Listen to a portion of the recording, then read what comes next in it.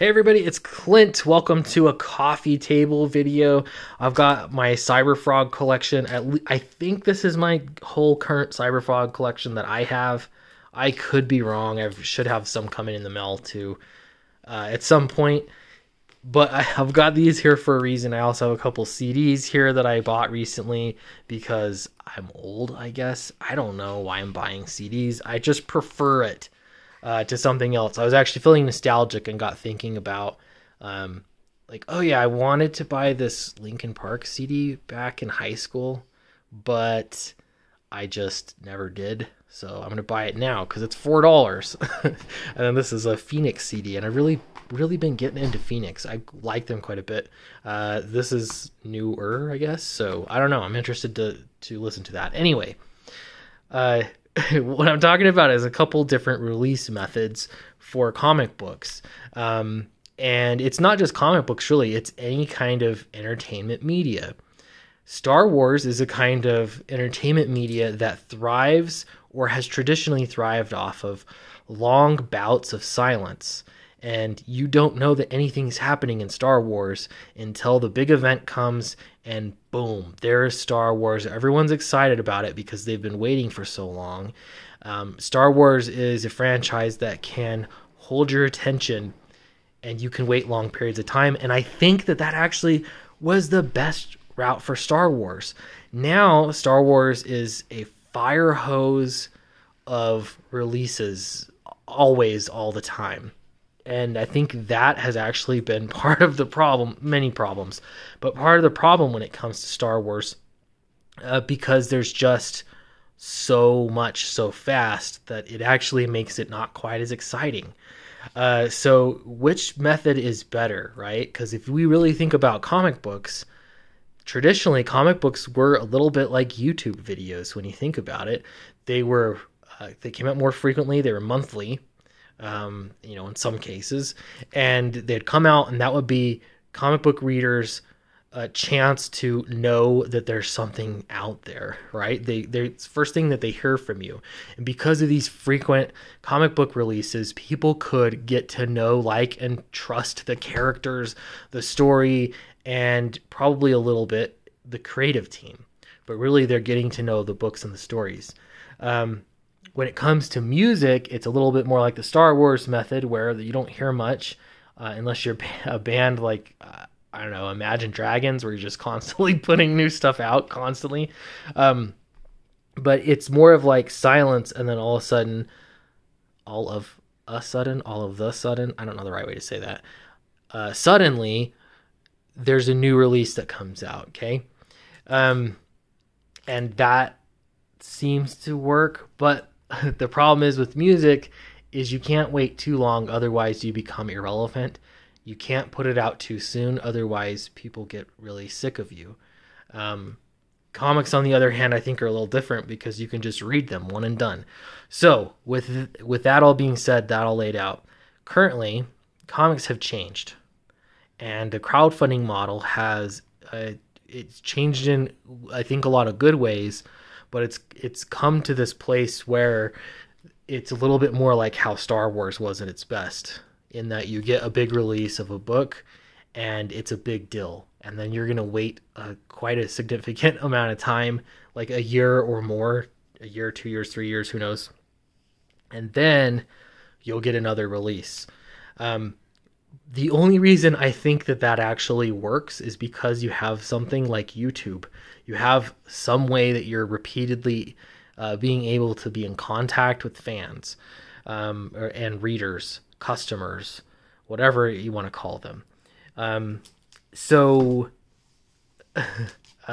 guess what my point is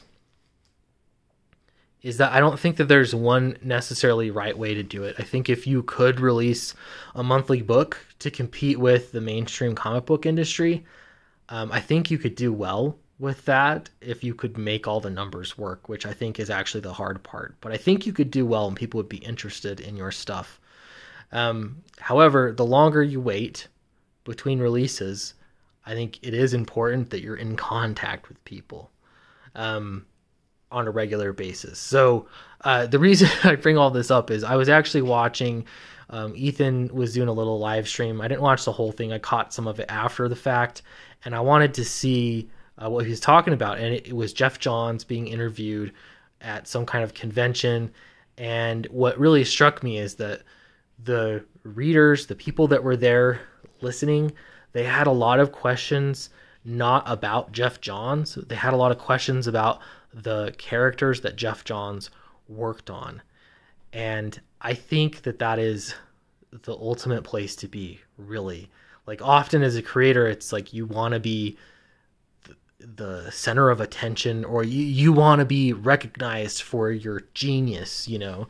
But really what it comes down to, the best form of, I guess, flattery in that sense, is having people care less about you and care more about the characters, the franchise that you're working on. And in Geoff Johns' case, it wasn't characters that he had created. They're characters that existed that he could play in their world and expand things and make them better.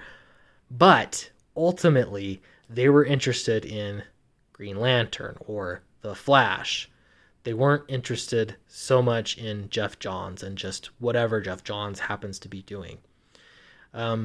So I start looking around now and I think about what's happening in indie comics that gets people caring about characters rather than creators. And it's great to care about creators, but I think it's really, really important to care about the characters.